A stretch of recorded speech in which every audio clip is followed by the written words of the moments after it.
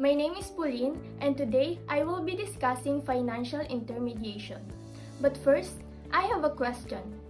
Have you ever wondered how banks, businesses, and investors work together to drive economic growth? The answer lies in financial intermediation. So now, let's dive into its fascinating world and explore how it works. Financial intermediation is a crucial function in any modern economy. It refers to the process by which financial institutions act as a bridge between those who have excess funds and those who are in need of funds. In simple terms, it involves the movement of money from savers to borrowers through the help of financial intermediaries such as banks, investment firms, and other financial institutions. So, for you to clearly understand this, here's a breakdown. In a financial system, there are generally two types of participants: the surplus units, or those individuals, businesses, or organizations that have extra money they are willing to save or invest, and deficit units, or those individuals that need to borrow money to finance various activities such as starting a business, buying a house, or investing in infrastructure.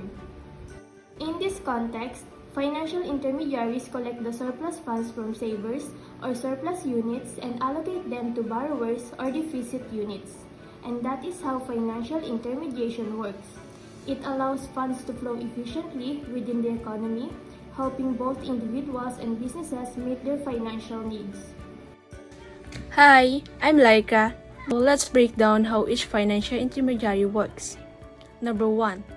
Banks. Banks are the most common type of financial intermediary. Imagine, Kim wants to build a house but it is short of 20,000. She goes to a bank, she provides her income statement and asks for a loan of 20,000. And she offers the house as a collateral. Now, where does the bank get that money? The bank collects the money from several people like Princess, LIZZY, Pau, and everyone saves their money in the bank. From that money, the bank takes 20,000 and gives to Kim to build the house. Kim agrees to repay 20,000 plus 5,000 interest to the bank. The bank shares the profit of 5,000 interest with Princess, LIZZY, and Pau as savings return. So, this is how bank works as financial intermediary. Number 2. Investment companies. Imagine 3 people, Kim, LIZZY, and Michael. Each of them wants to invest in the stock market, but they don't have enough time, knowledge, or confidence to do it on their own. So, they hand their money to an investment company. The company takes their money and invests it in stocks, bonds, and other security in the capital market. And investment company manage the risk for them. Hi, my name is Michael, and now I'm going to discuss the importance of financial intermediation and investor companies and economic growth. Financial intermediation plays a crucial role for investor companies and economic growth. For investors, risk management. Financial intermediaries help manage investment risk by diversifying their portfolios across various assets. Liquidity. They also facilitate buying and selling of securities, ensuring liquidity and allowing investors to access their fund when needed. For companies, access to capital. Financial intermediaries provide access to capital, enabling companies to fund business expansion, innovation, and operations. Reduce transaction costs. They also streamline transaction, reducing costs associated with raising capital, managing risk, and facilitating investment. For economic growth, efficient allocation. Financial intermediaries allocate resources efficiently, channeling funds to product, sector, and projects, promoting economic productivity and growth. Hi, I'm LIZZY, and I'm here to provide a real-world example on the role of financial intermediation in the capital market, which is the New York Stock Exchange. The New York Stock Exchange helps publicly traded corporations like Apple Incorporated to trade their shares. By offering a centralized venue for securities buyers and sellers to interact, the NYSE serves as a financial intermediary as they guarantee the price discovery, liquidity, and transparency.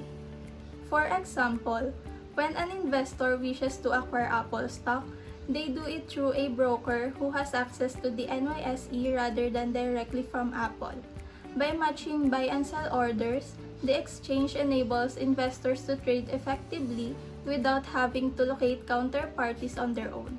We can be also seen the role of financial intermediation in the Facebook's initial public offering in 2012.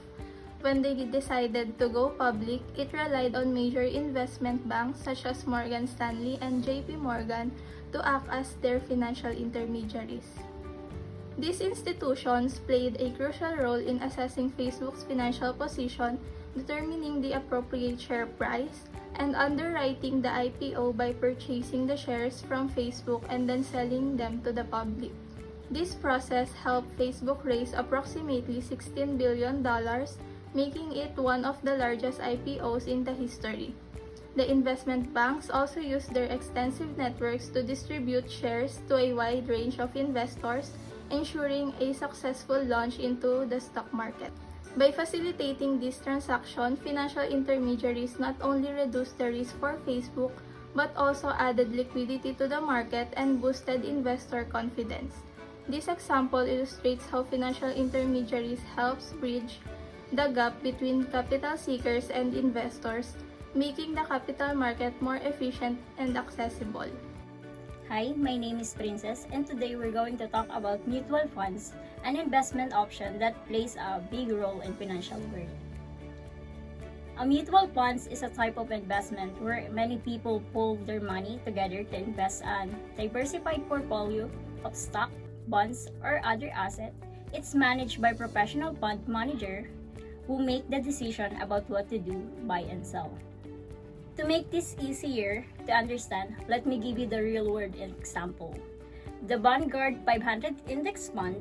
This fund is designed to track the performance of the S&P 500, which means it is invest in 500 of the largest company in the United States, including well-known names like Apple, Amazon, and Google. It is known for being low-cost, simple to invest in, highly diversified, making a smart choice for long-term investor. Many people choose it a core part of their retirement saving or investment strategy. How it works. Instead of buying individual stock, you invest in the fund, which automatically spread your money across many companies. Purpose, it helps small investors get diversification and professional management. Hi, I'm KATHREL, and I'm going to discuss the impact of efficient versus inefficient intermediation in capital markets. Efficient intermediation in capital market ensure that fund flows smoothly from savers to borrowers, reducing costs, improving liquidity, and allocating capital to its most productive uses. This leads to economic growth, lower interest rate, and increased investor confidence. In contrast, inefficient intermediation creates barriers such as high transaction costs, poor information flow, and misallocation of resources. This can lead to reduced investment financial stability and slower economic development. In a simple term, efficient intermediation boosts market effectiveness while inefficient intermediation hinders it. And this brings us to the end of our presentation about financial intermediation and its vital role in the capital market. We have seen how the process of financial intermediation plays its role in facilitating economic growth, managing risk, and allocating resources efficiently. And by understanding its mechanisms and importance, we can better appreciate the complex financial systems that drive our economies forward. Thank you for watching, and we hope this presentation helped you better understand the importance of financial intermediation. We also encourage you to explore further and apply these concepts in your financial decisions. So, stay curious, keep learning, and navigate the world of finance with confidence.